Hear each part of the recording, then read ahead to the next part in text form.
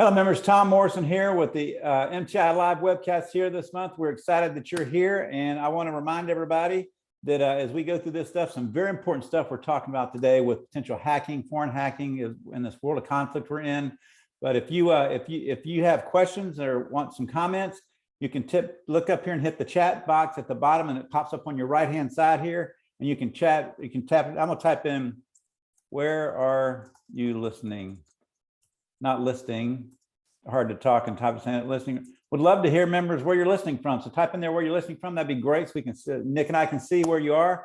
But hey, one of the big things I want to remind everybody about something that's coming up now before we jump into the content is that MTI's Education Committee has been working on a new resource that so many people are excited about, and it's a purchase order checklist. What this checklist does is it's kind of a catch-all checklist. How many times do you get a purchase order and so much is missing from that purchase order? Well, we have developed a checklist that you're going to be able to put as a link on your emails. You can send it to customers. It's going to be available on our website.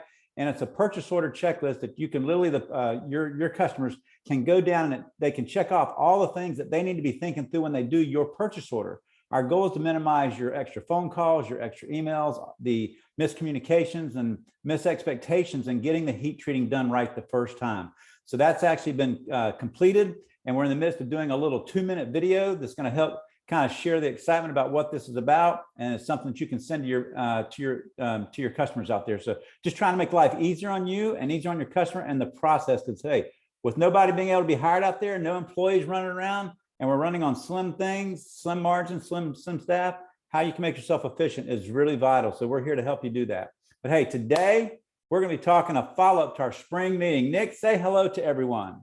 Hello, everyone. Glad to be here. And I think I see some familiar names from South Carolina as well. So yeah, absolutely. So Nick Espinosa is MTI's official cybersecurity pro. Members tap into him when they want to do self-audit to their place, want to tap into strategies or build actual cybersecurity plans for your organization. And we're excited to have such a great person on our team that's like Nick. So Nick, you spoke at our spring meeting in early May. What was your experience like coming? I know you were in Vancouver, but that was our fall meeting, which is typically chilly.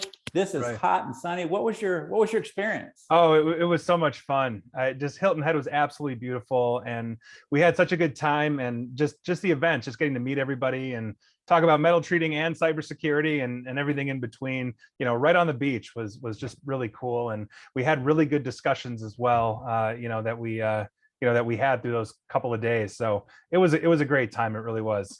So sum up in a couple of just briefly sum up what your content was at the spring meeting. Yeah. So my presentation was basically surviving CMMC 2.0, and CMMC is just one of those things that is really taking the metal treating industry by storm, as well as other major verticals in the defense industrial base. If you didn't know, the CMMC, just quite briefly, is the Cybersecurity Maturity Model Certification. So if you work in the DoD supply chain, meaning you're treating metal for those large prime contractors that are building the battleships or the Marine barracks or even the handguns for the US military, you may have a CMMC requirement, and that is essentially what the DoD is pushing out in the next couple of years. Obviously, achieving this kind of certification is great for your reputation as you're working with these large contractors for the DoD, as you're now a one-stop shop for all their metal treating, not just, let's say, the commercial needs they have, but also the defense industrial needs they have as well. And obviously, this is a huge undertaking. It takes a lot of time,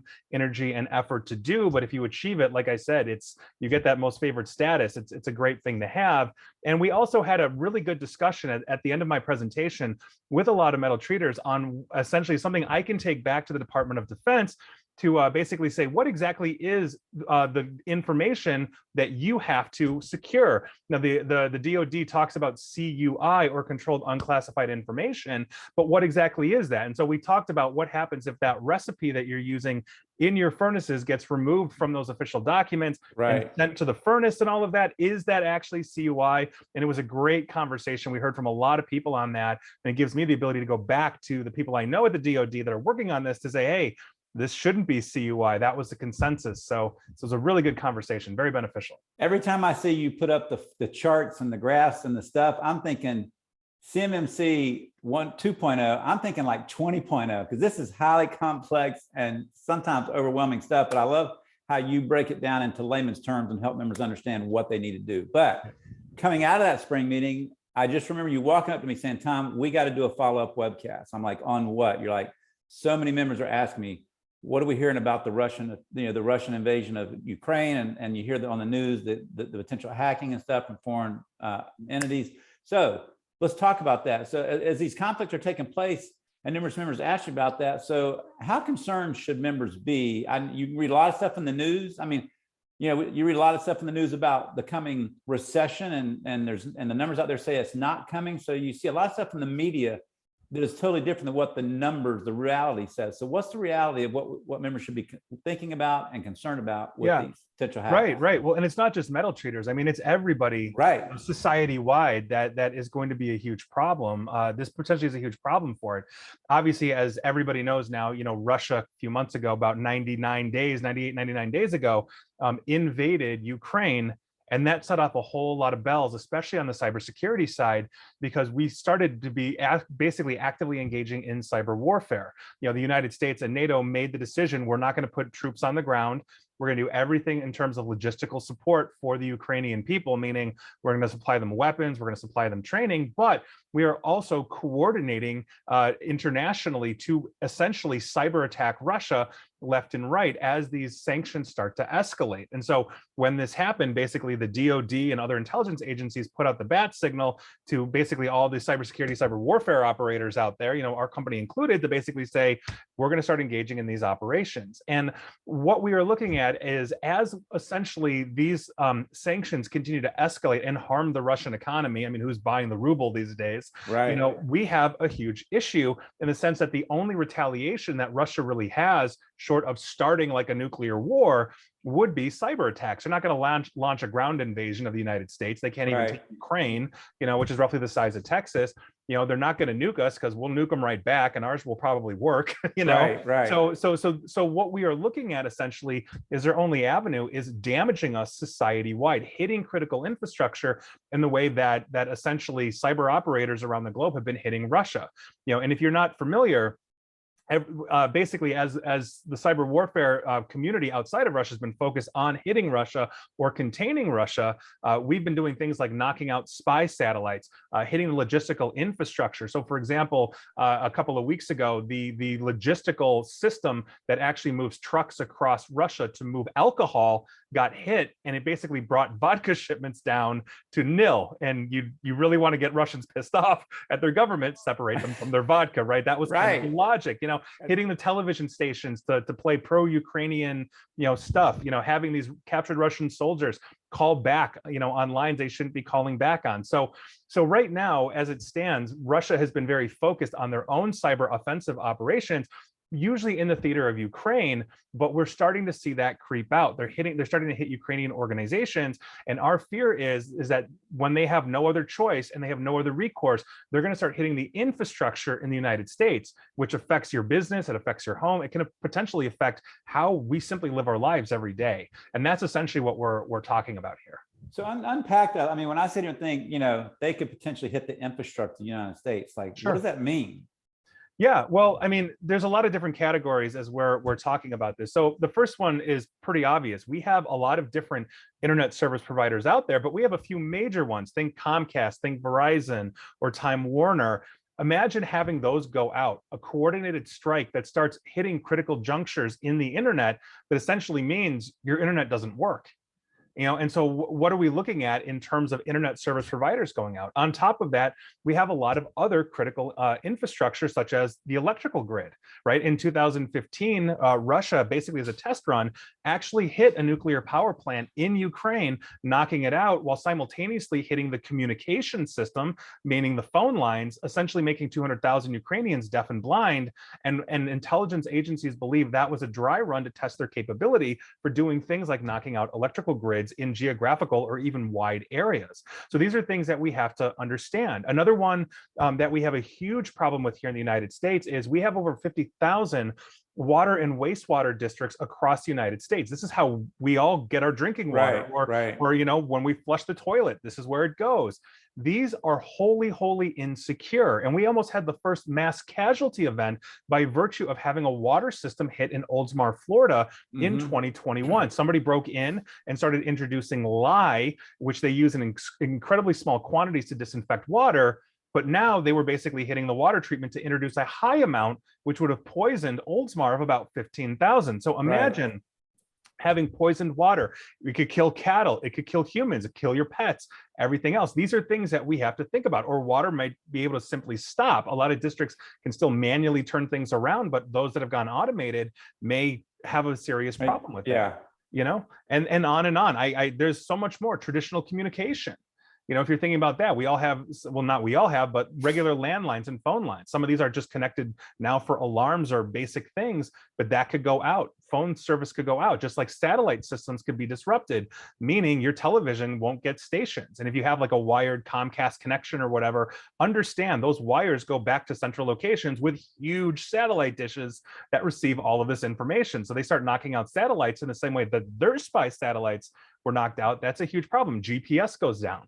You know, those are things that we really have to understand, we have to consider, you know, and on and on. You want me to keep going? Because I got plenty more. When you say GPS, I mean, there are people that drive to work every day 30 minutes and they still don't know how to get there without their GPS. I can't imagine looking at their phone going, honey, something wrong. You know, that's the simplest thing, that so many people would not be able to get down the street because they rely so heavily on just not having to memorize roads, but just they can just pump it in their GPS. So that's a big thing. So are the hackers typically, are they groups of people that have an agenda, or what's kind of the purpose behind exclusive of trying to get revenge on any stuff that's going on? Right.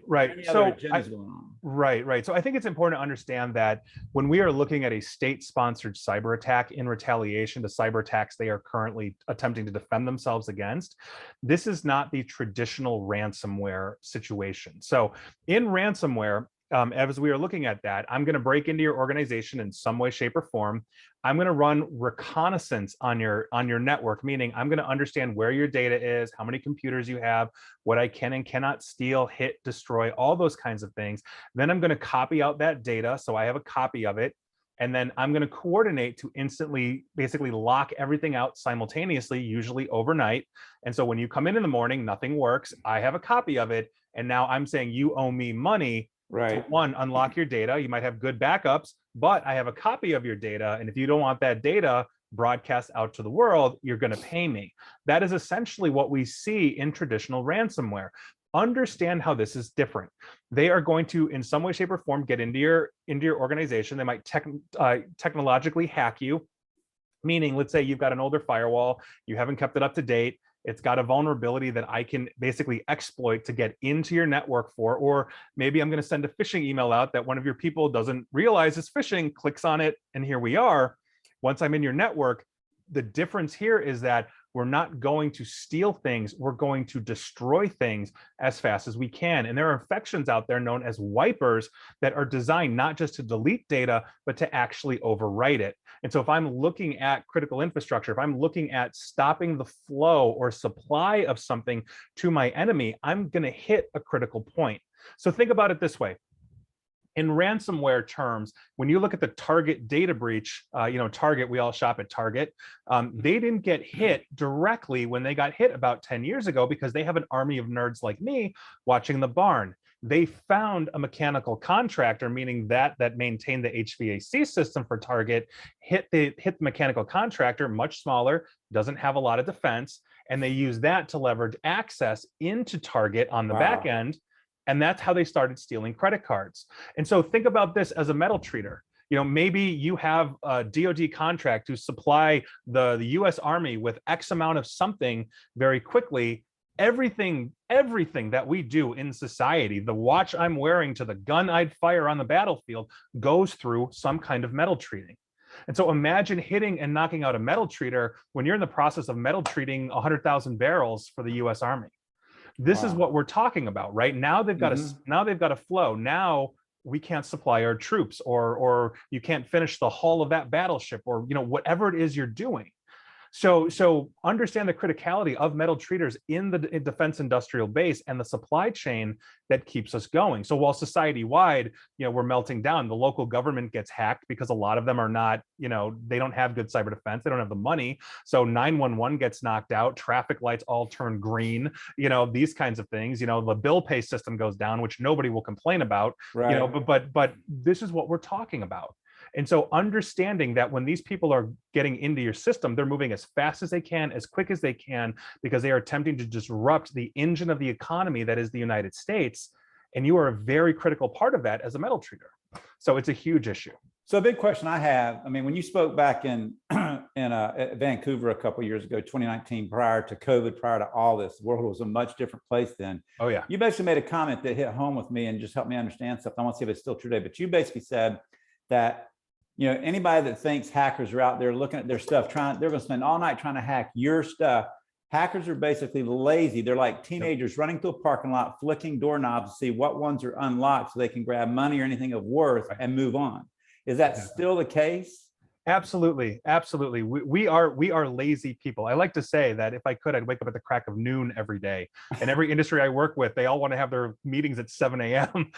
So understand that what is true for, let's say, the person that wants to break in and rip you off and steal your money is the same for an intelligence service. Because if they have, let's say, 100 different targets that they can hit, let's say there's 100 different metal treaters out there that have DoD contracts, and 20 of them are really just rocking it out, meaning they're updated, they've got proactive defense, they're really hard. Well, they're going to hit the other 80. I mean, they're going to move as fast as they can, and once they're done with those 80, then they'll shift and start focusing on the other 20. They are trying to move in a situation as fast as they can. The goal in cyber warfare is very similar to the goal of conventional warfare, in the sense that you attempt to make your opponent deaf and blind, and also not supply them.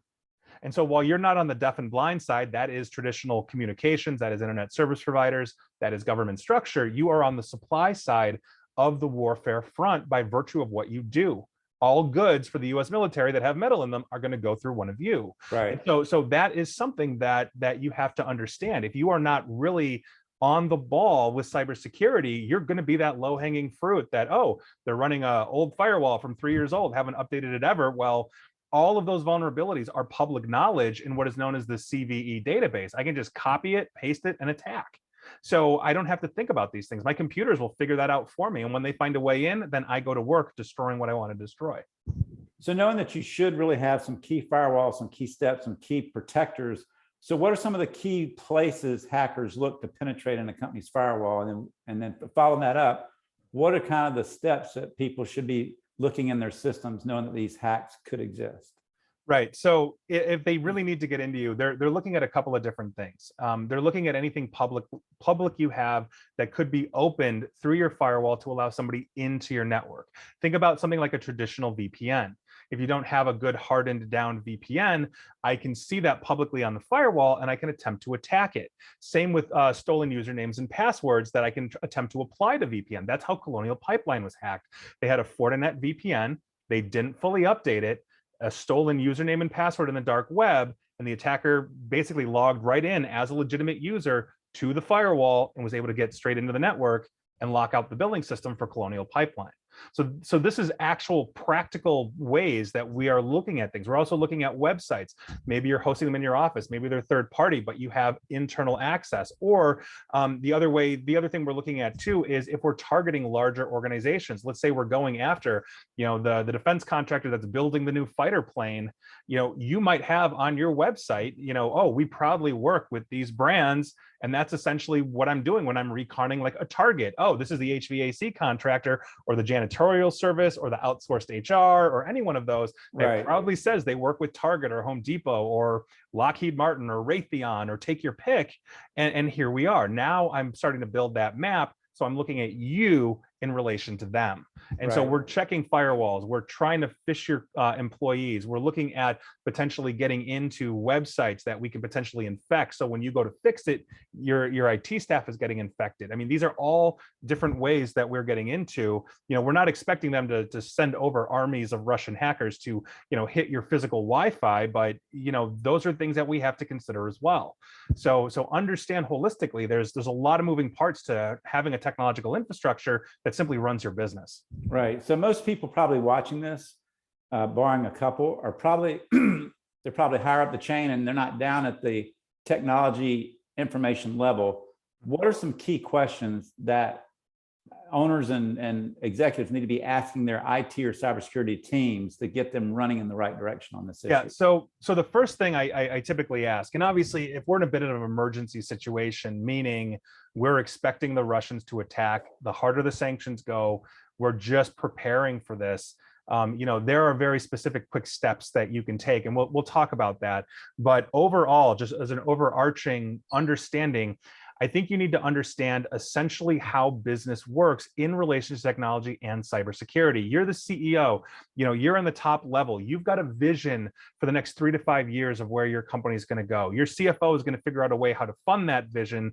Your CIO, your IT director is essentially going to build the engine of your economy, meaning the technology that allows you to communicate with clients, bill clients, receive payments, move data from, let's say, that database you're running down to that PLC that fires the furnace. Somebody's going to build and maintain that infrastructure, and that is the engine of your economy. Cybersecurity is the shield that essentially defends that. And if you're not marrying technology with cybersecurity, that's a huge part. So when I am talking with CEOs or I'm hired, let's say, by a metal trader, and they say, all right, Nick, let's talk about cybersecurity, my first answer is no, we're not going to talk about cybersecurity yet. We're going to talk about risk. Because if you can't tell me in hard and soft dollars how many computers can be off and for how long before it's so economically unviable for your business, like torches and pitchforks at your door, right? How do you know what you're doing right now is correct? How do you know your backups are good? How do you know your antivirus or threat detection systems are good? Can production be down for 6 hours and it's so economically unviable for you that you're just bleeding so much money? Or maybe marketing can be down for a week and nobody cares. If you cannot quantify and answer these questions, then all you do is have products. All you're running are products that you think will help you. Right. And third-party IT companies will come in and say, oh, our backups are great. They'll restore everything within 24 hours, and that's great, but maybe that's 18 hours too slow. You need to quantify and understand risk, and from there, spending money to basically mitigate that risk is essentially what you're doing with cybersecurity. So start there. Build out a good cybersecurity framework that is informed directly by your risk. And that is the place to start. That's where you go. So let's say you ask those questions, you understand the risk. Then what is the next step? Call Nick, or is the next what? Yes. This looks convoluted. What do we do? Right. So what's the next steps? Allow me to flash my phone number right under the screen. No, obviously I'm always happy to take calls with metal treaters. I've had such a great relationship with them. But the point is you may already have, let's say, an existing cybersecurity professional in your life. Great, I'm thrilled. We need more of me, of basically people like me. And also understand that IT is not cybersecurity. They're two different animals. We're trained differently. We have different focuses, different disciplines. It's like I don't go to my podiatrist for brain surgery and I don't go to my neurosurgeon for footwork. I like to walk and think, but they're two different things. So once you understand and once you've quantified that risk, what I highly recommend you do is have that risk be also informed by a cybersecurity assessment. Understanding the vulnerabilities that you have right now directly relates to the risk that you have to your organization in hard and soft dollars. So if you're going through an actual cybersecurity assessment, I'm not talking about one of these things where like a third-party IT company comes in, they run a scan, and 3 days later you get a report that says, oh, you have all these problems. All they're doing is basically selling you products and telling you what they can quickly fix. A holistic cybersecurity assessment usually takes a couple of months or more, depending on the size of the organization, looking at everything from how you have asset management. Do you know where everything is, right? Or are people stealing this, or and if you don't know where it is, how do you know it's defended? all the way down to risk management, contingency planning, all these things. When we talk about the products like firewalls and antivirus, that's one category out of like 22 when you're looking at an actual cybersecurity framework. Right. So having an assessment at that level, you basically say you haven't been told. So once you have that lay of the land, once you understand that risk, then you can build essentially a model, a financial model, and also an implementation model to push out these things. What are the biggest, oh my God, the world is burning down. The Russians don't even have to think about breaking into us because they can, because we've got this hole. That's where you start. Right. And on down. So we talked about the threat, the significance of the threat, what happens, the questions you need to ask. So, and some steps. Is there anything we're leaving out that members want to be thinking through that we haven't talked about in terms of this? Yeah, I mean, in terms of basically preparing for a Russian cyber attack, as much as I think you should go through a holistic holistic assessment, there are things that you should be doing right now. And if you'd like, I do have a couple of slides from an actual presentation called Preparing for a Russian Cyber Attack that I can pop up to go through some of those really quick and urgent things all businesses should be doing right would now. Would love that. Yeah, I think that'd be very helpful for people. Yeah, let me pop that up right now. Oop. Okay. It's amazing what we have to worry about these days when it, yeah. Think about how easy life was back before the internet, when I had to send you a letter. Yeah, no, absolutely. People can't even imagine the speed of light in that transaction. Yeah, really. I mean, and it's amazing. So if you think about it, you should be able to see my screen now. We can. Yeah, if I have a fiber optic cable that starts right here and wraps around the world and ends right here, I can send data around the globe 5 times in 1 second. Wow. So how fast can we move infections, attacks, all these things? It's insane. Mm-hmm. So this is essentially what I was talking about originally, before I get into the actual points, is these are the things that we are expecting where they could potentially hit us. And the ones I didn't talk about were things like apps and services. So games, your financial institution, you might not be able to, let's say, access your bank because they've knocked out the bank's website. Those things cause panics. They cause runs on banks as everybody rushes out to hit ATMs or, hit their local branch.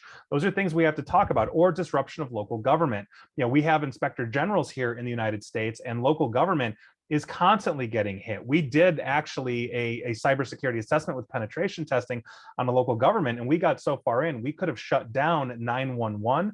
We also could have shut down the communication system they were using called P29 that actually connects to things like first responders, police, fire, ambulance. So it's a huge problem that we've got. It's so important. But with that, let me talk about the actual things that we've got here. First things first, I want to say this isn't comprehensive. And I talk about getting an assessment off of a cybersecurity framework. This is one of those frameworks. This is the NIST 800-171 cybersecurity framework. Now, I showed this in Hilton Head about a month ago. Actually, I think it was like a month ago to the day. Right. Where this is the 22 categories I was talking about. And you'll note that one of them is called data security. That's where your firewall lives. That's where your antivirus lives. Everything else you need to understand in risk dollars, good, bad, and ugly for your organization. This is why this takes a couple of months at least to do, as opposed to running a scan and saying, oh, your antivirus sucks, please replace it. This is comprehensive. I highly recommend, and you don't have to call me, but you got to get somebody to do this, and they've got to be cybersecurity trained. It's a different animal. Now, with that, as I mentioned, this is not comprehensive, but these are things that all organizations should be doing right now to prepare immediately for Russian cyber attacks. We are expecting them to do this. And while they have been focused heavily in Ukraine and Ukrainian organizations that are providing material support internationally, they are now starting to bleed out into NATO allied countries, and so we're preparing for the worst here. So first things first, update everything. You might update your Windows and your Macs and all that kind of stuff, but your firewalls, your wireless access points, your network switches, your printers, we can hijack printers and actually weaponize them as data exfiltration devices. So because they're running Linux operating systems, make sure that you are updating and patching absolutely everything. You might have a firewall from Cisco, which is a very known brand. Make sure it's fully up to date. Make sure you've got licensing from Cisco, just like an HP printer or an HP Aruba wireless access point. Whatever you have, update absolutely everything. This includes iPhones, Androids, you name it. You've got to update everything. On top of that, enable multi-factor authentication on everything you can. I think every organization needs a good identity management solution, but if you have things like Microsoft Office 365, they give you a free authenticator. If you're walking into Salesforce, you can use a free authenticator. Oftentimes they just have these things. Facebook, Amazon, Google, they all give it to you for free. You can download free authenticator. So while you're planning for that more robust identity management solution that has things called adaptive multi-factor authentication, get those basic ones done. We walked in literally to a company that got hit for almost $1.5 million when somebody hijacked a 365 box, spoofed the financial advisor, and started having them send money all over the place. And they didn't catch it for 2 months, lost about $1.5 million. We never would have gotten that call if they had simply turned on the free option from Microsoft. So get multi-factor authentication on absolutely everything in your life, business and personal, that has that ability. On top of that, you've got to make sure everything has uniform threat detection. Everything does. You can install antivirus into things like Android, your Mac. You Mac people that think, well, I have a Mac, I'll never get infected. That is an absolute lie. We infect Macs all the time. Get yourself antivirus. This comes down to asset management. If you know where all your devices are and you know all your devices and computers have this, you are better defended. So make sure you're doing that inventory. Make sure everything has this. So important. On top of that, double check your backups. And you'll note that's plural. If you have one backup, that's a huge problem, because if I can destroy that, you're going to be behind. Make sure you've got good backups. Make sure they're encrypted. Make sure that if one goes out, you still have a backup or a lifeline, ideally in the cloud. You know, we're going again for destruction, not ransom in a cyber attack. So they're going to destroy backups on top of everything else. This is a huge thing. And test your backups. Make sure your backups actually work the way they want. Studies have shown from ArcServe that something like 50% of all backups are incomplete, meaning you either realize or have elected not, or don't realize or have elected to skip things in your backup, and about 60% have some kind of error in restore, meaning that database won't come back online in the way that you think it will. So test those backups. Make sure your backups are working. It's so unbelievably important. Well, what's funny right there, Nick, and I know people have gone through this, is you go to restore, you have a bad situation, you go to restore and it says your last backup was 6 months ago. Right. Because no one's checking it. Right. And we had a case literally where it was like a massive dental practice, like 50 offices. They lost 6 months worth of data. Their IT team had no idea. So they called us forensically, because every single day the backup system was emailing the IT team saying, backup's good, backup's good, backup's good, backup's good. And when they went to actually restore it due to a disaster, not a ransomware, like an actual, just a physical disaster, none of it worked.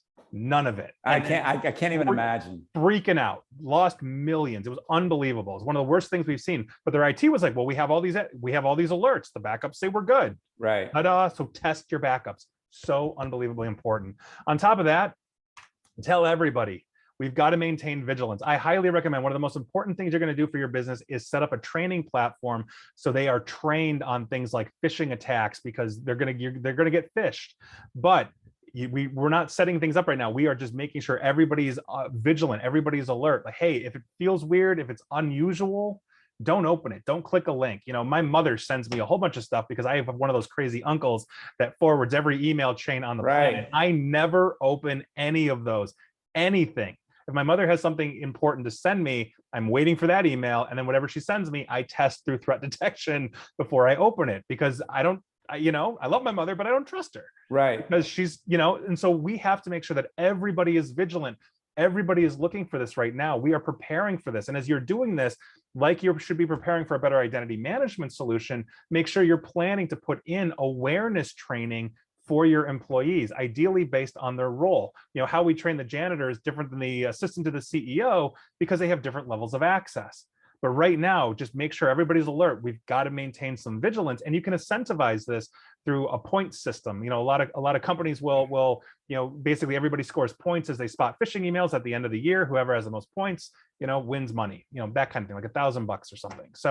So make sure you're incentivizing people. Make sure you're maintaining that vigilance as well. So I don't know if you're going to talk about it in this, but it's a subset of this. But talk about, everybody knows the importance of passwords, but talk about what the kind of the 2 or 3 steps that people should keep about setting passwords for people? Yeah, so having good password complexity is one of those things that is just incredibly important. So I recommend having a password that's usually like, 11 characters long, can include 4 character sets. So uppercase, lowercase letters, numbers, and special characters like exclamation point, dash, question mark, those kinds of things. That paired with multi-factor authentication is incredibly important because, again, stolen username and password can log somebody into Colonial Pipeline. So you've got to make sure you're changing those passwords, you're enabling them with multi-factor authentication. And interestingly enough, this includes mobile devices like iPhones and Androids. And if you're thinking, Nick, you're absolutely high if you think I'm putting in like a 14-character password into my iPhone and my Android, the answer to that is biometrics. With my thumb, I instantly get into my phone. With Face ID, you can instantly get into your phone. You never see that password unless you're rebooting it. But if that device is ever lost or stolen on you, you'll be glad you have it because it'll be fully encrypted and almost impossible to break. So those are things you've got to understand. But having this and then making sure those passwords are being changed, because passwords, once they're in the dark web, they're out there forever. You see them recycled over and over and over. And so by virtue of that, when I'm running these things, occasionally I get somebody that comes up to me and says, you just handed me the password that I've been using for the last 10 years on a piece of paper. And it's because we found it in the dark web and we're just showing you what we can find. Right. So it's absolutely important that you are changing those passwords on a regular basis as well. But you've got to enable that multi-factor authentication. No single step, meaning username and password, should get you into anything that's critical. It should be username and password and some other factor that gets you in, usually like an authenticator app. Well, the new wave now is when you go to set your password, they give you this password this long and it says, do you want to use this password? I'm like, it's 42 characters. I can't remember that. Yeah. It looks like you caught a fish. Right. Exactly. Exactly. Right. So, I mean, there are ways of securely storing those passwords. Like I never reuse my passwords. I don't have any 2 sites that have the exact same password. And all my passwords are long strings of random letters, numbers, characters, all this kind of stuff. Right. So it's basically impossible. Now, that said, my wireless password, that I have is a phrase, but it's 30 characters long. And it's a phrase I remember from my childhood. In my house, we spoke English, German, Hungarian, and Spanish. So feel free to figure that one out. And you throw on a couple of numbers and a question mark at the end, and it's something that people are not going to be able to break. So if you're keeping that infrastructure updated and you've got good passwords, you're very hard to break. So basic 11 to 12 characters, 4 characters, including special character, and then have some other authentication with that on. Right. And make sure to change that password because even if you have a super awesome password, it could be stored in a database insecurely. So Facebook, for example, was caught storing hundreds of millions of passwords in plain text, meaning 20,000+ of their engineers could actually read your password. So if you have a super awesome password for Facebook, people can read it. Meaning if that password for Facebook is the same for your bank, feel free to exit this webinar now and go change your bank password because 20,000 people know your bank password. This is why we need to make sure they're random as well. Super important. So on top of that, maintaining that vigilance, and that was a great question, Tom. Also, you can usually GeoBlock in firewalls and identity management systems if your firewall is good enough, meaning you can tell your firewall in your office, do not talk to any traffic coming in or looking at you from anywhere except the United States. And obviously the Russians will have cutouts in other countries. We know that they have cutouts in Africa, for example, other parts of Europe. But if you're blocking the entire planet from basically just seeing your firewall, except for, let's say, American addresses or wherever you do business, meaning, oh, well, we've got a plant in Canada, can't block that. Well, sure. Then you can open up just for that plant, or you can open up all of Canada. But the point is that when you're looking at the rest of the world, you can essentially shut them off from even looking at this. And as soon as your firewall senses a request from, let's say, a Russian IP address, it doesn't honor it. It just drops it immediately. And you just look like you're not there. So make sure you're geo-blocking that. Same with identity management systems. I talked about this a little bit in South Carolina, is that my identity follows me wherever I go. I'm sitting here in Chicago, Illinois. My login, thanks to my identity provider, only works in Illinois. And when I flew down to Hilton Head, to be with you guys at MTI, I basically could tell my identity management provider, hey, I only now work in South Carolina. And so even if somebody were to break in and use a Chicago, a US-based address, and we're coming out of, let's say, a VPN in Chicago, they still wouldn't be able to work because my identity follows me. It only works where I tell it to work. And when I came back from South Carolina, I knocked off South Carolina, and I was once again back in Illinois. So this is what we're talking about. I'll be in Orlando next week at a conference speaking, and my identity will only work at Orlando. So you can geo-block the firewall, you can geo-block identities if you've got a good identity management provider, and that will vastly cut it down. So that stolen username and password, when they're trying to log in, if it's coming from overseas, will automatically be rejected because you're not where you say you are, or you're not where you're supposed to be. Super, super important. It's like when people are using your credit cards and you're in Florida, but they're in Jamaica. Yeah, exactly. Exactly. And that's just it. And if I ever took a vacation to Jamaica, you know, then my identity would only work in Jamaica. And I was actually a couple of years ago with a group speaking to them, and they had their annual convention in Aruba, which is super nice. Tom, heads up. You know, I basically, my identity only worked in Aruba. It's really that simple. I mean, Nice. and so it protects you wherever you go around the globe. You know, it makes you more secure. So yeah. So with that, the other point too is, and this is the last one I'm going to mention, is industrial control systems, or ICS, not to mention home automation. Make sure these things can work in the event of an internet failure. So we had something that was, you know, kind of hysterical and amusing at the same time when Amazon AWS had an outage on the East Coast, and like half the people couldn't get into like their Ring doorbells, or, you know, their thermostats, you know, that were phoning home to the cloud that was using AWS as a platform. When AWS went down, the thermostat stopped working. The doorbell couldn't, you know, you couldn't press the button. It wouldn't record. It wouldn't do these things. Make sure that essentially your thermostat at home works offline. Otherwise, your HVAC system won't work. It's the same with your controls in your building. You might have industrial control systems, you know, outside of your PLCs and all of that, but you might have like automated HVAC systems that heat and cool your buildings, and metal treating gets hot. We all know this.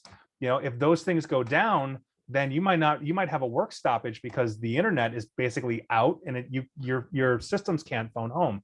So make sure you're running tests on those offline. Basically pull the internet, make sure they still work. I have a smart thermostat. It's never on the internet. If my internet went down, my HVAC will still run. Sure. You know, so those are things to consider. I highly recommend everybody basically take a picture or a screenshot or something of this screen, because these are the things you need to be doing like yesterday to start preparing for a potential attack. And just given essentially what MTI members are in terms of critical infrastructure, the defense industrial base, I'm worried about you. I really am. That's awesome, Nick. So what, I mean, that was a load. I mean, is there anything else that you can think of that, like, in final comments, that like what would you do getting off this, and you don't have everything going on? What would be the two things you'd do when you leave this webcast?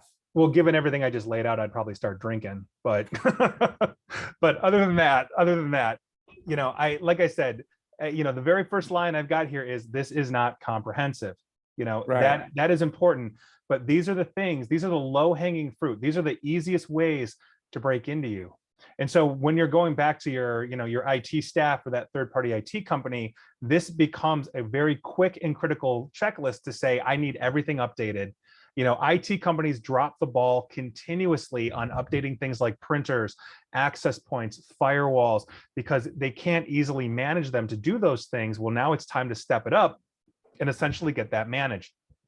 Super important. I see you just killed it. I hope everybody took a screenshot of that. If not, speak up. I can send it out. Well, one of our members, I think one of our members here says, does shutting down any Russian-based IPs in your firewall solve the issue, or can they find a way to fake their way through the location and get around that? Yeah, so the geo blocking, you know, you're blocking. That's why I'm saying block the world. And the reason being is because essentially right now Russia's under relentless cyber attack.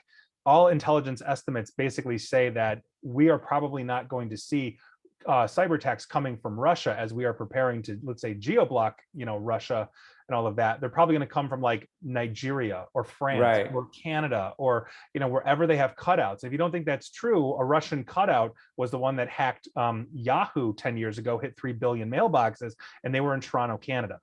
So understand that geo-blocking goes a long way to mitigate the worldwide threat that could be focused on you, but it's not a be-all end-all solution, because they can basically break into and leverage servers here in the United States, meaning they can hit a company not realizing the company's been hit, and then turn around and instead of destroying that company, use it as a weaponization and start using that company to hit other targets. And we've actually seen that before. It's called CNC, or command and control. So while it's not the be all end all, I would highly recommend anywhere in the world you do not do business, just block the country completely. Got it. Well, here's what I want to say in conclusion, members. Nick, thank you so much for being here. You're always a wealth of information. Members, we have some phenomenal resources. I want to mention a couple of them. So if you get to a place where you know what, I want to connect with Nick on this stuff, if you go out to heattreat.net, our website, you should be able to see it in the share screen and log in, and you come down and this get connected box pops up with all the key ways you can connect in. And all you do is you go over here to ask the pros, ask the cybersecurity pro, you click that, a form pops up, you complete that. It gives Nick some basic information he knows he needs to at least start the conversation, and he'll respond back to you appropriately. Here's another element. So Nick, I'm sure Nick would love to suffice all members' requests, but we have 370 member plants who are probably all thinking, oh my gosh, we need to do something. And MTI has a great member. If you have Blue Streak software out there for your shop management, they also have a cybersecurity pro, Joe Coleman, that we've actually had write an article this past week. And you can come out here and zip down to member search by company, type in Blue Streak up here, and up pop their company and their contact information. So I just wanted to share them as another resource that you can really go to. And you can go to Nick, or you've got a member out there in Blue Streak that can help you navigate these, because time is of the essence. And if you're 20th in line to try and get to somebody, it's nice to know there's a secondary source as well. Well, and I will say this too, and this is something that Tom and I have not talked about, but if y'all have IT directors or something in your life and you're like, oh my God, we want to talk about this now, if you're open with talking with other members or having your IT directors interact, I can do a group meeting, with your IT staff or executives or anybody that wants to learn more about this, and we can put together like a 1 hour meeting, 2 hour meeting, something like that. And if you need to bounce questions off me, we can do that as well. I'm that is a great opportunity, Nick. So I will survey our members and ask them if they would like to have their IT or cybersecurity people in their group be a part of a conversation where we may limit it to like 30 people, because you can actually have a conversation, and then we'll do a series of them if we have to. But I love the offering. That's great. So happy to do it. Thank you so much, man. This has been highly informative. Thank you. Thank you, everybody that attended today. We'll have another Heat Treat Live webcast coming up here in the coming weeks on energy. Energy's going crazy if you haven't seen it. So we're going to have one probably the next 2 to 3 weeks. So be on the lookout for the information for that. But thank you so much for your time and your volunteerism and your membership, because you're not just strong, you're MTI strong, and we will see you soon.